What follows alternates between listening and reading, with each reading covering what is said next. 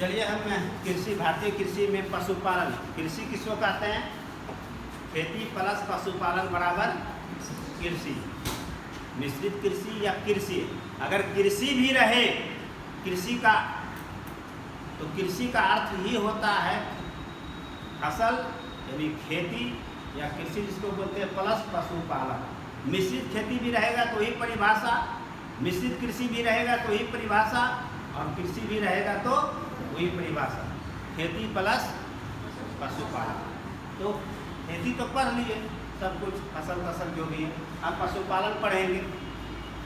अंग्रेज भारत आज़ाद नहीं हुआ था उस समय, पहली बार में 19 ईस्वी में भारत में प्रथम पशु गणना हुआ था। कितना पशु है?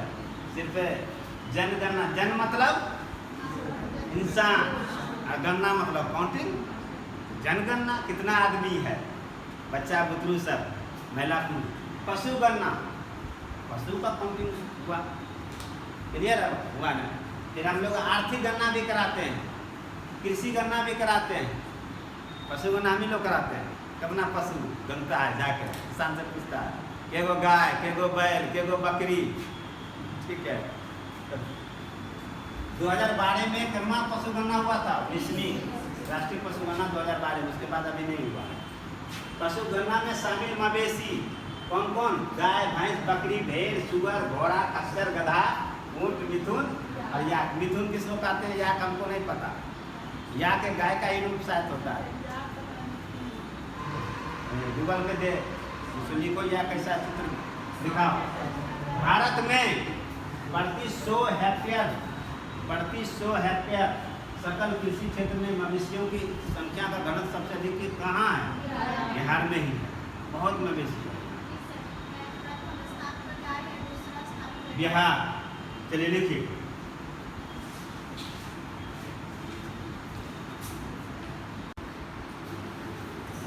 चलिए हम मवेशियाँ आते हैं, मवेशियों के बारे में जानते हैं। विश्व में भारत का स्थान कहाँ है मवेशी में? सबसे अधिक मवेशी भारत में, इसलिए दूधों खूब होता है भारत में। प्रथम स्थान पता है ना? भारत के कुल पशुधन में सब मवेशियों का अनुपात कितना है? इसमें बकरी, भैंस, भेड़, गाय कम है। ये सबसे अधिक क्या है? मवेशी। और मवेशी नहीं रहेगा तो बकरी। गाय का नस्ल देखो, ये गाय का नस्ल है, गिर है, साहिवाल है, राठी है, रेड है, हरियाणी, कॉकरेज, यार पाकर, मालवी, नागौरी, जर्सी। तुम लोग ये खूब जानते हो, जर्सी, देवनी, कोबार, बीमारी। अब भैंस का नस्ल है मुर्रा, ये जानती हो, भदावरी, नागपुरी, सुरती, महसाना, नीली रावी और पहाड़पुरी। ये तो याद रहे चाहे नहीं रहे, अगर याद है तो अच्छी बात है, लेकिन ये जरूर याद रखो कि किस राज्य में गाय का कौन सा नस्ल है। राजस्थान में थारपकर, राठी और मेवाती, कर्नाटक में हलीकर, दिल्ली, यूपी, हरियाणा में मेवाती और गुजरात में हलीकर। ये अधिक दूध देने वाला गाय का नस्ल है ये, इसलिए इसको जरूर याद रखें। क्लियर है? इसमें जो टिक मारती है, जैसे मुर्रा हो गया, जो टिक मारे हैं, जर्सी हो गया, साहिवाल हो गया, कॉकरेज, यार पर, ये जरूर याद रखें। चलिए देखिए,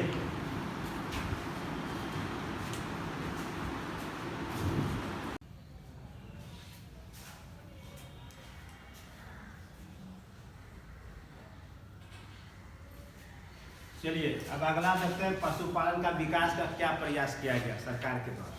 तो सबसे पहले दुग्ध सहकारी संघ बना था प्रारंभ 1946 में। इसका काम क्या था? कि दुग्ध उत्पादकों के दूध को क्रय कर संग्रहित करना। आप गांव में देखते हैं कि जो किसान है वो दूध भेजता कहाँ पर है? डेयरी, नहीं कहता डेयरी पालतू, वही सहकारी समिति गाँव में छोटा छोटा होता है, ठीक है। वो सहकारी समिति कहाँ भेजता है? ठीक है, जैसे यहाँ पे होगा, नहीं तो बरौनी में है सबसे ज़्यादा, ठीक है। तो किसान से कौन खरीदेगा? दुग्ध सहकारी संघ। और दुग्ध सहकारी संघ कहाँ भेजता है? बोर्ड के द्वारा जो संचालित है, डेयरी केंद्र कहते रहता है ना, डेयरी केंद्र। तो डेयरी केंद्र इसके अंतर्गत संचालित होता है, ना कि इसके अंतर्गत। ये समिति है, इसका भी चुनाव, जिस तरह से पैक्स नाम सुने हैं, पैक्स जो धान खरीदता है, उसी तरह दूध खरीदने के लिए गांव स्तर पे एक चुनाव होता है, पंचायत स्तर पे। वही समिति जो है दुग्ध सहकारी संघ कहलाता है। ये किसानों से डायरेक्ट ये लेता है, ना कि दुग्ध उत्पादन केंद्र। इसके अंतर्गत दुग्ध उत्पादन केंद्र है, ठीक है, इसके अंतर्गत दुग्ध उत्पादन केंद्र नहीं होता है, इसके अंतर्गत ये किसान से खरीदता है, ध्यान रखना। तो लिख दिया, दुग्ध उत्पादकों के दूध को कड़ाई कर संग्रहित करना, संग्रहण कर लिया और फिर कहाँ भेजा, दुग्ध उत्पादन केंद्र, मतलब ठीक है। अमूल का पीते हो ना, अमूल कूल देख लो कब आया था, प्रारंभ 1946 में। प्रारंभ का उद्देश्य क्या था, दुग्ध उत्पादकों के लिए समुचित बाजार की व्यवस्था करना। आप दूध उत्पादन कर रहे हैं, बाजार नहीं है तो क्या फायदा। तो दूध उत्पादन करने के लिए किसान को, अगर किसान दूध उत्पादन कर रहा है तो उसको बेचने के लिए बाजार चाहिए ना, तो बाजार की व्यवस्था कौन करता है। तो अमूल इसका मतलब है किसके अंतर्गत काम कर रहा होगा, कॉन्सेप्ट क्लियर हो गया ना। अमूल क्या करता है, किसान का दूध लेता है और अपना ब्रांड लगाता है अमूल। अभी हाल के दिनों में आ गया सुधा, नाम सुने हो, सुधा हंस रही है सुधा, और भी है इस तरह का कई ब्रांड है, लेकिन सरकार के द्वारा पंजीकृत ब्रांड कौन है, अमूल है पहला। क्लियर हो गया ना, अमूल। राष्ट्रीय डेयरी विकास बोर्ड NDDB तुम्हारा दूध को मुहर ये लगा देता है, बेच सकता है, तुमसे करता 35 रुपया, बेचा 40 रुपया, सिर्फ अमूल लिख देता है। लस्सी घर में माँ बना के देगी, दही वाला वो शुद्ध होगा तो नहीं पियोगे, क्या कहोगे, अमूल वाला चाहिए, क्योंकि ब्रांड लगा हुआ है, ठीक है। राष्ट्रीय डेयरी विकास बोर्ड NDDB गठन इसका 1965 में। ये गठन ना होता ना भारत में श्वेत क्रांति होती। भारत में श्वेत क्रांति का आधारशिला कौन कौन स्थापित किया, अमूल और यही। और इसका प्रथम अध्यक्ष कौन थे, डॉक्टर वर्गीज कुरियन। भारत में श्वेत क्रांति का जनक किसे कहा जाता है, बताइए। कार्य क्या है इसका, तो सहकारी समितियों के माध्यम से दुग्ध उत्पादन में तेजी लाना है। ये कहता है इसको, भाई हम आपका दूध ले रहे हैं और चाहिए हमें दूध, तो ये क्या कहेगा किसान को, और उत्पादन कीजिए। क्लियर हुआ ना। अगला, दूध के उत्पादन एवं प्रसंस्करण का मतलब होता है बेचना का कार्य करना, ये करता है। शामिल इसमें कौन कौन पशु का दूध लेगा, गाय भैंस बकरी भेड़ घोड़ा ऊँट। और गधा के दूध ले गया तो नहीं लेगा ना, उसके पास रहता है मापक यंत्र, इससे पता लगा रहता है गधा के चीज का है या शुगर का, जो भी हो। गाय का लेगा, भैंस का, बकरी का, भेड़ का, घोड़ा का और ऊंट का। राष्ट्रीय पशुधन विकास कब प्रारंभ हुआ, 1415 में। प्रावधान क्या है, बीपीएल पशुपालक, जो बीपीएल धारी है, बीपीएल का अंक होता है 0 से लेकर 13 तक को क्या माना जाता है, बीपीएल। और 13 से अधिक सुधा एपीएल। तो बीपीएल हो कि एपीएल हो, बीपीएल हो, जबरदस्ती तुम बीपीएल हो। वेस्टर्न कल्चर का प्रतिनिधित्व करती है बीपीएल, कैसे होगी। बीपीएल पशुपालक परिवार एवं किसानों को सब्सिडी देता है पशुपालन के लिए, ठीक है। तुम भी बीपीएल हो, देखने तो नहीं लग रहा है। वेस्टर्न कल्चर का सारे ये क्या तत्व इसमें विद्यमान है, नहीं है। ग्लोबलाइजेशन का प्रभाव इसी पे सबसे ज्यादा पड़ा। चला गया पशुओं के विकास हेतु वित्त मतलब पैसा, हाँ, और अन्य सुविधाएं मतलब उसका दवाई, प्रजनन, कुछ भी। राष्ट्रीय डेयरी योजना, कुछ भी, क्या अंजू, कुछ भी। राष्ट्रीय डेयरी योजना संचालन करता कौन है, NDDB मतलब, और साथ में कौन, विश्व बैंक, यानी NDDB और विश्व बैंक कौन सा योजना चला रहा है, राष्ट्रीय डेयरी योजना। राष्ट्रीय डेयरी योजना का उद्देश्य या लक्ष्य क्या है? वित्तीय वर्ष 21-22 में दूध का उत्पादन कितना करना है? 18 करोड़ टन। ये पूछ देगा तो कहोगे कहाँ से पूछ दिया, ये वाला है तो पढ़े नहीं थे। नहीं, एक वित्तीय वर्ष में क्या लिखे हैं? एक वित्तीय वर्ष 21-22 में दूध का उत्पादन का लक्ष्य 18 करोड़ टन रखा है। कौन योजना से? राष्ट्रीय डेयरी। चलिए लिखिए।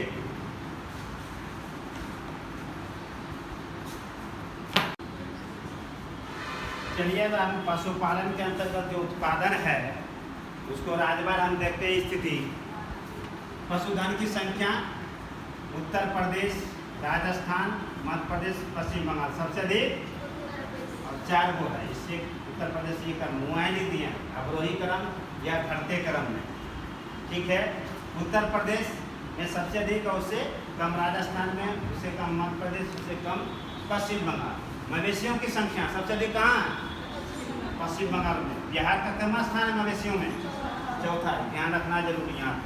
भैंसों की संख्या सबसे अधिक भैंस, उससे कम है राजस्थान में, फिर राजस्थान से कम गुजरात, गुजरात से कम मध्य प्रदेश। दूध उत्पादन में सबसे अधिक भैंस, दूध उत्पादन में यूपी होगा। नहीं, तुम कहाँ पढ़ा किताब? कौन किताब में? वो उस पर नहीं जाएंगे, उस पर नहीं जाएंगे, ठीक है। फिर देख लेंगे आर्थिक समीक्षा में। दूध उत्पादन यूपी, तब राजस्थान, तब एमपी, तब आंध्र प्रदेश। अगर तुम कह रहे तो देख लेना, अगर ये कह रहा है तो फिर आर्थिक समीक्षा को देख लेना पीडी में, ठीक है। प्रतियोगिता दर्पण में आर्थिक समीक्षा वाला हम देख के यहाँ पर कर लेना। अभी हम यूपी दिखा रहे हैं, फिर आप लोग देख लेके बताएंगे। मांस उत्पादन यूपी, महाराष्ट्र, पश्चिम बंगाल, आंध्र प्रदेश। अंडा उत्पादन आंध्र प्रदेश सबसे अधिक, नीचे तमिलनाडु, तेलंगाना, पश्चिम बंगाल। ऊन उत्पादन राजस्थान, जम्मू कश्मीर, कर्नाटक और तेलंगाना। पूजा करने से स्मार्टनेस बढ़ता है, पता है कि नहीं? हाँ, जैसे उसका देखो आज स्मार्ट लग रही है, भोला बाबा की पूजा करके आई इसीलिए। चलो लिखो इसको।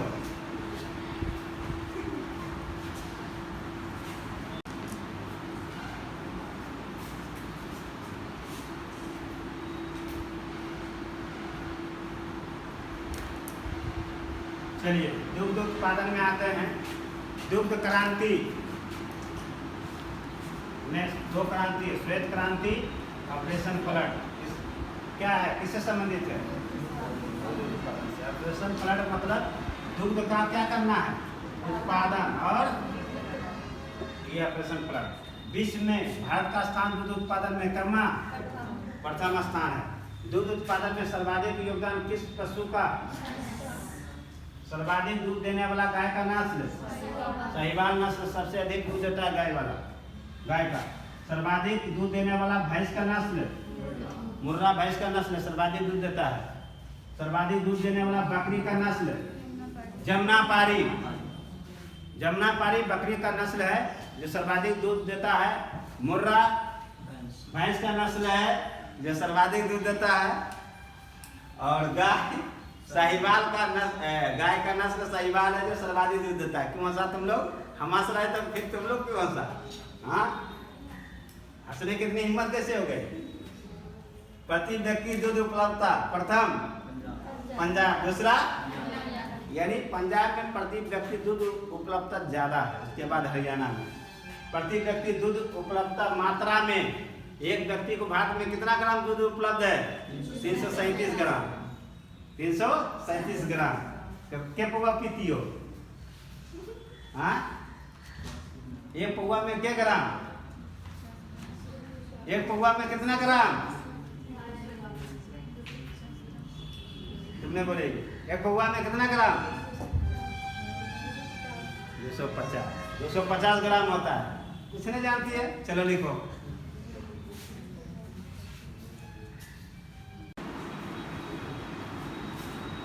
कुक्कुट पालन उद्देश्य क्या है? कुक्कुट पालन का उद्देश्य मांस एवं अंडा का उत्पादन करना। मांस एवं अंडा का उत्पादन करना। सम्मिलित जीव मुर्गी, पीरू और बत्तख भारत में कुक्कुटों की सबसे अधिक संख्या किस राज्य में? विश्व में भारत का स्थान अंडा उत्पादन में और मांस उत्पादन में 8वां। ग्रामीण बैकवर्ड कुक्कुट विकास कार्यक्रम, ये क्या है? तो घर के आंगन में मुर्गी पालन करने वाले बीपीएल परिवारों को क्या मिलता है? वित्तीय सहायता दी जाती है। अगर घर के आंगन में आप मुर्गी पालन करते हैं तो आपको सरकार के द्वारा कुछ सहायता मिल रही है। तो पहले मुर्गा की पहले मुर्गी, पहले मुर्गी की पहले अंडा नहीं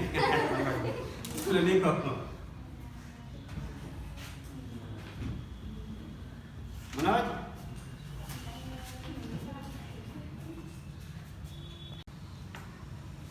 अब रेशम उत्पादन में हम लोग देखें, विश्व में प्राकृतिक रेशम का उत्पादन, प्राकृतिक का मतलब होता है जिसका खेती होता है, कृत्रिम तरीके से नहीं, कोई उद्योग धंधा में नहीं।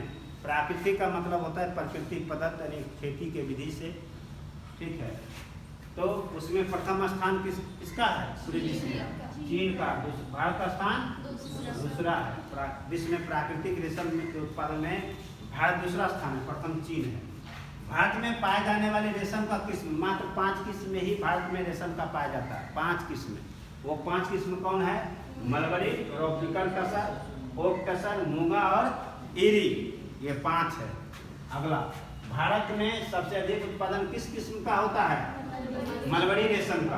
भारत में सबसे कम उत्पादन मूंगा किस्म के रेशम का। सबसे अधिक रेशम उत्पादन वाला राज्य कर्नाटक। रेशम के उत्पादन में बिहार का स्थान, ये तुम्हारा काम है, खोज के नोट्स में लिख लेगा। बिहार में सबसे अधिक रेशम उत्पादन भागलपुर में। क्लियर है? चलिए लिखिए।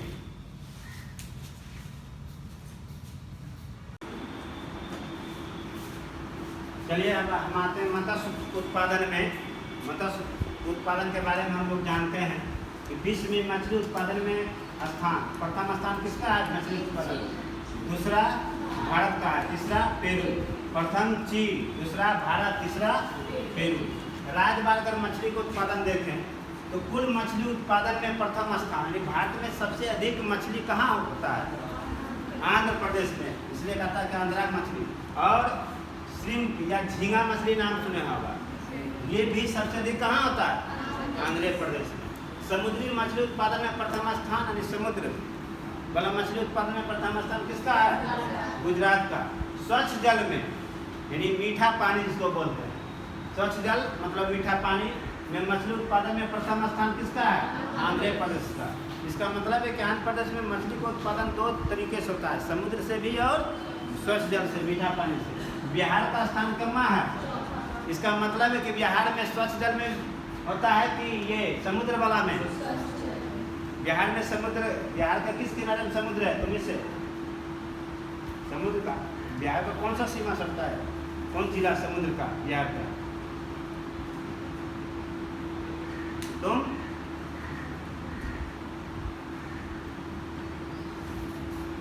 बता तो, कुछ नहीं दुनिया पता है। बिहार में समुद्र नहीं सरता कहीं, ठीक है। बिहार का स्थान चौथा है।